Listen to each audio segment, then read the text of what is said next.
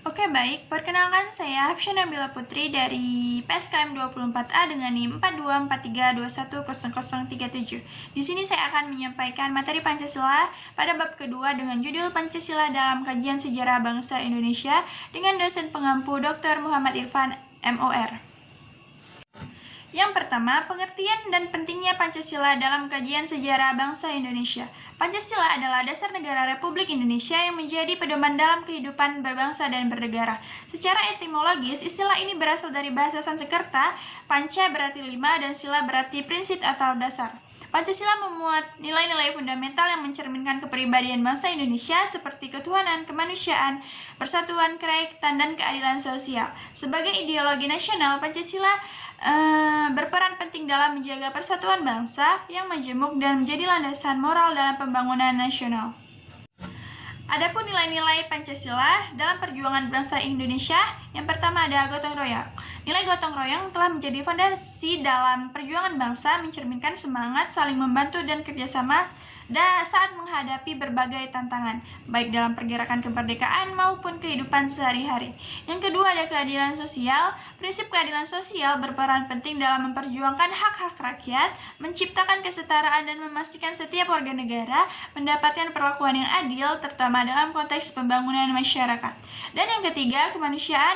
Nilai kemanusiaan diintegrasi dalam perjuangan melawan penjajahan dan penindasan, mengedepankan rasa empati dan solidaritas antar sesama yang menjadi landasan untuk membangun bangsa yang beradab dan berkeadilan. Selanjutnya, perjuangan melawan penjajah. Dalam perjuangan melawan penjajah, semangat nasionalisme dan nilai-nilai Pancasila telah menjadi pergerakan utama rakyat Indonesia. Tokoh-tokoh seperti Pangeran Diponegoro, Cut Nyak, Imam Bonjol, dan Pattimura berjuang bukan hanya untuk kemerdekaan, tetapi juga demi menegakkan nilai-nilai keadilan, kemanusiaan, dan kedaulatan rakyat.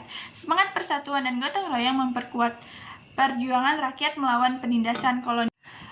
Selanjutnya, Pancasila Prakemerdekaan. Perumusan awal Pancasila secara resmi dimulai sidang BPUPKI pada 1 Juni 1945 ketika Insinyur Soekarno menyampaikan pidatonya bersejarahnya.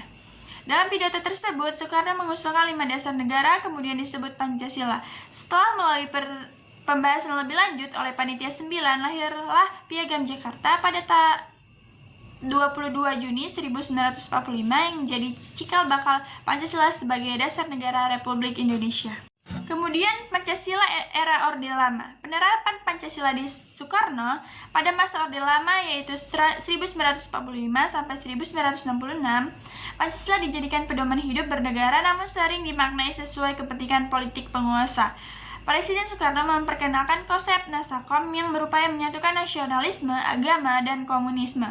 Meskipun bertujuan menjaga persatuan, perbedaan ideologi pada masa itu menimbulkan ketegangan politik dan menguji kesetiaan terhadap nilai-nilai Pancasila yang sebenarnya. Kemudian, Pancasila di era Orde Baru, yaitu pada tahun 1966 sampai 1998 di bawah pemerintahan Presiden Soeharto, menekankan kembali Pancasila sebagai dasar dan ideologi negara. Pemerintahan meluncurkan program pedoman penghayatan dan pengamalan Pancasila atau disingkat dengan P4 untuk memperkuat pemahaman masyarakat terhadap nilai-nilainya. Namun implementasinya seiring bersifat indoktrinatif dan dijadikan alat untuk mempertahankan kekuasaan politik. Adapun asas tunggal Pancasila yaitu pada tahun 1985 pemerintahan Orde Baru menetapkan kebijakan asas tunggal yang mewajibkan semua organisasi politik dan sosial menggunakan Pancasila sebagai satu-satunya asas. Tujuannya adalah untuk memperkuat integrasi nasional dan menghindari perpecahan ideologis. Namun, kebijakan ini juga menimbulkan kritik karena dianggap membatasi kebebasan berpikir dan mengokang dinamika demokrasi. Kemudian, Pancasila di era reformasi. Setelah kejatuhan Orde Baru, era reformasi yaitu pada tahun 1998 sampai sekarang menandai kembalinya Pancasila ke makna aslinya sebagai pedoman moral dan ideologi terbuka. Nilai-nilai demokrasi, kebebasan berpendapat, dan penegakan hukum dikembangkan dengan berlandaskan Pancasila. Pendidikan karakter dan penguatan nilai-nilai kebangsaan juga kembali digalakkan untuk memperkokoh jati diri bangsa di tengah globalisasi.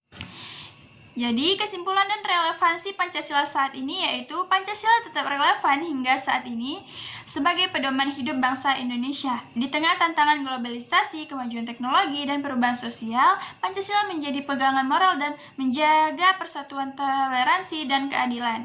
Nilai-nilai Pancasila harus terus diintegralisasi oleh setiap warga negara agar cita-cita bangsa Indonesia, yaitu masyarakat adil dan makmur, dapat terwujud.